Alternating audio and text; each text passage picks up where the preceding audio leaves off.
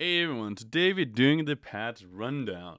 10.14. Now let's get into it. First we're looking at all the buffs, and then the nerfs, and then the keys. Now, we can skip this, you can look at the infographic, but we're going to skip it for now, and let's go down. So, Alistar, the champion. Strengthen his mighty Minotaur's disruption in extended fights by giving him more opportunities to use his fearsome fists. Q Polarize is getting a lower cooldown, it goes from 17 to 13, and now it's going to be 15 to 11. Overall, Alistar is getting a buff. I think it's a good idea. He is not that good right now. I actually would say Alistar is at the level all support should be at, but he's not up to the par with other supports, so he needs a buff if you want other supports to be stronger. So he's getting a buff. I think it's a good idea. His win rate is slightly above average, which most supports are anyways, because there's some weird champions in support roles sometimes, and that drags everything above average for normal champions. And then his pick rate is at 3.4%. So he's getting picked sometimes, but not that much. I think it's a fair thing. More CC, good thing. That's all he does, right? Next up, we have Ezreal. Ezreal is a champion that is picked all the time right now. Ezreal is currently sitting at a pick rate at 37% in Platinum Plus. That's crazy. 37% is every third game you're getting an Ezreal. And that doesn't even count for his bans, right? Then his win rate is slightly above average by 0.25%. Not that much. Which means you probably need to nerf this champion. If everybody can pick him and his win rate is still above average, well, he deserves a nerf. Now his E is getting nerfed by 3 seconds at all ranks. I don't really think this is a big deal because he can just play safe whenever it's down. It's going to help a little bit in team fights perhaps because he does get cooldown. It's going to change tiny bits of a few seconds. Maybe get a kill. Maybe can have an end game decision making because his cooldown is in 1 second or 1.5 seconds or something like that. But overall, it's not a big deal. He probably needs a bigger nerf if you want to nerf the champion. But my take is, Ezreal is fun to play. He's fun to look at. He's fun to see in games. He's highly skilled. I want to see Ezreal, and I don't really mind the fact that he's overpowered right now. I think he needs to be overpowered, and I think it's a perfect thing for the League of Legends. Have champions like Ezreal be overpowered. Yes, thank you. I like this. He's not crazy overpowered. He's just OP by a tiny bit. Next up, we have Karthus. Karthus is a champion that is slightly under average. He's getting a buff. He's 0.80% under average in win rate, and then also his pick rate is only 2%, which is not very high. Now his health is getting buffed by 22, yes, my math is correct. His movement speed is getting buffed again. I remember this got nerfed a little while back. It's getting buffed by 10. Karthus is very immobile. Having more movement speed is huge in him. His lay waste is getting a buff as well. 5 more damage. That's basically it. And then damage reduction to monsters is 15%, which means he does less damage to monsters now, but he's going to do more damage to everybody else. Then his E is mana restore, only then toggled off, always. He's always restoring mana doing his E now, which means he's going to have more mana. And then our E damage tick is going from 1 time per second to 4 times per second, which essentially means you're going to take smaller amounts of damage, but you're going to take more often, which is a buff, right? Because now you can take all the time. Overall, this is pretty good for him.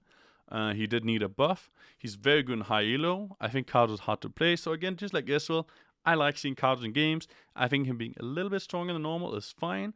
And also damage reduction to monsters is really important because now you can't just clean jungle 24/7 and be insanely fast. Overall, I like these changes. I think Riot is doing a good job. Next up, we got Kha'Zix, who is also getting a buff. He's slightly under average in his win rate by 0.2%, and then his pick rate is actually pretty high at 5% because a lot of people like him. A lot of people enjoy playing him. The thing about Kha'Zix is he's all about assassinating people. The buffing his Q, isolated target bonus damage goes from 100 to 120%. That looks like a perfect change to me. You want to have an assassin, you're buffing his assassin's power, perfect. That's exactly what he needs. And I don't really mind Kha'Zix being slightly strong again. He is one of the champs that's fun to see in games, and it's fun to play. Next up, we got Pyke. Pyke is a champ that's currently extremely overpowered in mid lane. It's a support champion. Well, support champions are overpowered in other roles. Who would have guessed, right? Does this all the time because they believe supports needs to be OP. That's fine. Shit happened. It is what it is. Now, what they're doing is they're nerfing it in mid quite a lot. His mid win rate is actually ridiculous. Let me see what I have. I have it written down over here just so... Where did I read it? Oh, there. I couldn't find it. There we go. So his mid win rate is 3.13% above average, which is 53%. That's absolutely crazy. That's really, really huge. And then his support win rate is under average by 0.65. So he's actually worse support than other supports, and he's a better mid than most mid laners. That's crazy, right? Overall, yeah, nerf this guy. Nobody likes him. Nobody likes playing against him. He's really annoying. So his magic resist growth is getting nerfed by 0.25 per level. His armor growth is getting nerfed by 1.50 per level. That's huge. That's actually really, really big for base stats. I'm a huge advocate of nerfing base stats if you want to nerf things. I think this is great. His Q Boneskeeper is getting cheaper in mana cost. It goes from 70 to 50, up to 70 depending on the U level. And then the cooldown goes from 12 to 8, and now it's going to be 10 to 8, so that's getting a buff. The base damage goes from 75 to 275, now it's going to be 85 to 285, which is a 10 damage buff, right? Overall, this allows him to get better as a support, because he doesn't really scale. This has nothing to do with scaling, right? It's just about his power. Next up, we have Ghost Water Drive. Bonus movement speed goes from 40% to 60%. That was before. Now it's just going to be 40% in all ranks, which means he's not going to be roaming all the time anymore. He's not going to be as strong in that, and he's going to be weaker in 1v1s, but he's going to be good if he still manages to catch people off. Again, I think this is pretty nice. I like it. Next one, we have the E. Base damage goes from 95 to 215. Now it's going to be 105 to 225. Overall, I see what they're trying to do. They're trying to buff his base damage so he's better support, and without changing his scalings, and then they're trying to nerf things like his growth when he levels up from armor and magic resist. Overall, I don't know. I don't know if it's enough. I don't really think this will pull him out of mid lane. I think he's going to be just the same, maybe slightly stronger in mid lane even. And support, he's going to be stronger. I think they're doing a good job at that, but they're not really tackling the mid lane point as well. Next up, we have Riven. I mean, I don't really care that Riven is getting buffed, because Riven is a champion that I perma-ban. Riven currently have a 0.94% win rate under average, so she's not that good right now if you look at the average. And then also, Riven is at a mid-tier pick rate. She got like 3.74% pick rate, which is quite a lot.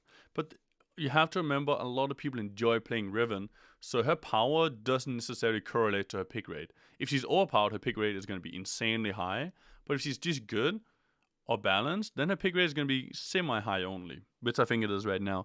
I don't think she needs this buff, but I don't mind too much because I'm going to ban her anyways. The buff is 5% to 10% depending on levels from level 1 to 18, and that's to her passive. So every time she attacks something, she gets a passive, it stacks up, and she does a bit more damage on her next attack. So if she uses her Q, she gets a stack. She auto-attacks, she uses a stack. Very simple. A little bit more damage than that. That's the only thing that's happening here. It's not a big thing. Overall, Riven is a champion that needs a massive change, and I don't think she's good in her current spot, mainly due to the fact that if you pick Renix into Riven, well, Riven is useless.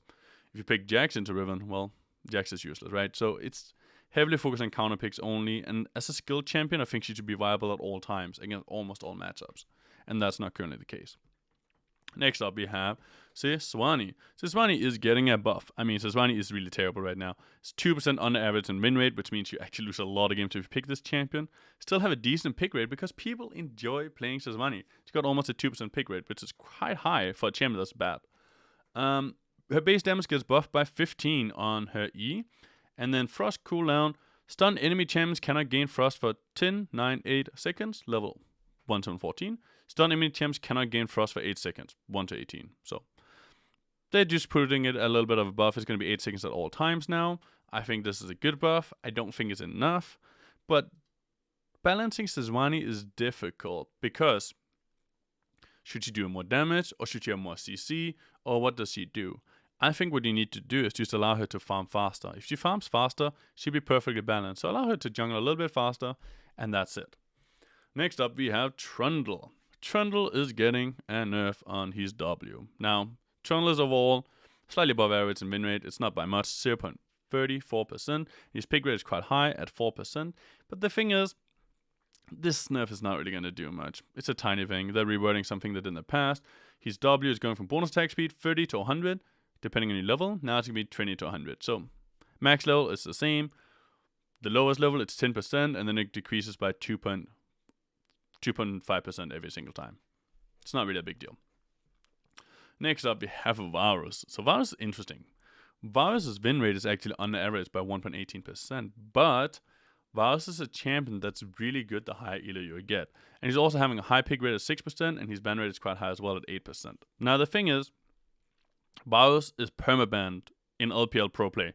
I think Varus has been picked one time out of 150 games, and banned the rest of them. Something like that. The stats are crazy. This champ is absolutely disgusting if you're good on the champion. But the thing is, you do have to be good on the champion. And most people who pick him up don't know how to play with him. And also, when you play Varus, it's not only you who have to be good, your teammates needs to know how to play around you too. And mostly in solo queue, let's be honest, they don't. So he's a lot weaker in solo queue and then pro play, but if you get to a pro level, he does definitely need a nerf, and they're targeting that right now. So maximum bonus damage ratio, 150% goes down to 125 to 145%. That's a pretty big nerf overall, right? Next one, we have basically this depends on how long you charge it. If you fully charge, that's in damage. You still have a minimum damage, which is going to be the same. So it's just depending on how long you're charging it. Then his E is getting nerfed by 20 damage at the lowest level, and the same as highest level. So he's a lot weaker early game now. It's actually a massive hit to his early game, and it's a massive hit to his poke. I don't really think we need to nerf his poke early game that much, but Riot does think so. They're nerfing his early game extremely hard.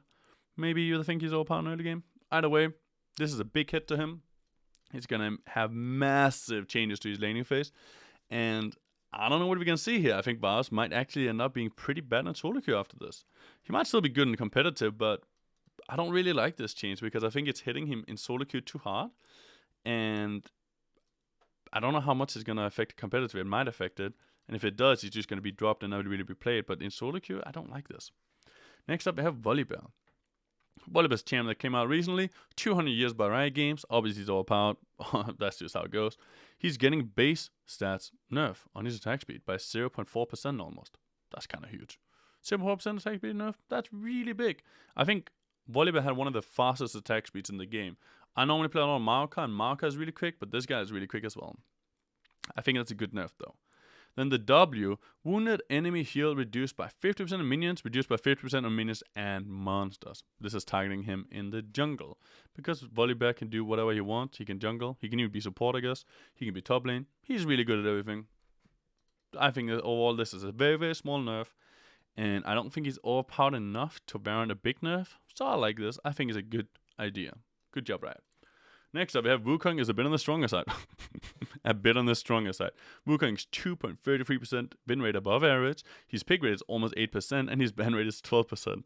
I mean, you say a bit, but I'd say a lot. But that's okay, right? We don't have to fight about the kind of word you're using. Now, his ultimate knock-up duration goes from 0.75%, or 0.75 seconds, sorry, to 0.6 seconds. I think Riot is doing the wrong thing here. I like thinking about Wukong as a CC bot. I like the fact you have a top laner that can CC people. It makes him very different from other top laners, and he can use it twice, which is really cool. I would like to see Riot nerf other things, like maybe his Q armor reduction or other things like that. Because this is his unique thing, but the armor reduction, everybody have that. Look at Renekton. E, boom, armor reduction, the same thing, right? So many champions have that concept, but nobody have the ultimate. So please don't nerf the ultimate, Riot. Do something else. I don't like this. And I don't even play Wukong, but I think it's just the wrong move for the game. Next up, we have Sett. Oof. They're buffing Sett. They're making his W faster, essentially, and then they're lowering the cooldown. Overall, Sett's win rate is above average by 0.66%. His pick rate is 9%, one of the most picked champions. His ban rate is really high as well at 20%. So that means people hate playing against him. People love playing him. He's fancy and fun to play. He looks cool for competitive. Overall, Sett is a champion that needs to be viable for competitive because it furthers esports and it's really cool to look at. I think he's going to go into the place of being overpowered after this.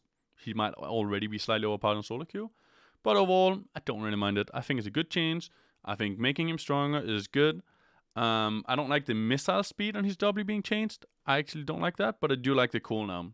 So overall, I'm okay with it, right? I'm okay with it.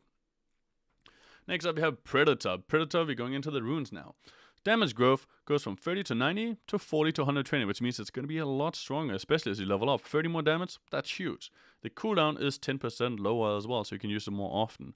I actually sometimes take Predator on top lane if I have a matchup that I know I'm going to lose really hard and I can't do anything. For example, Jax versus Quinn.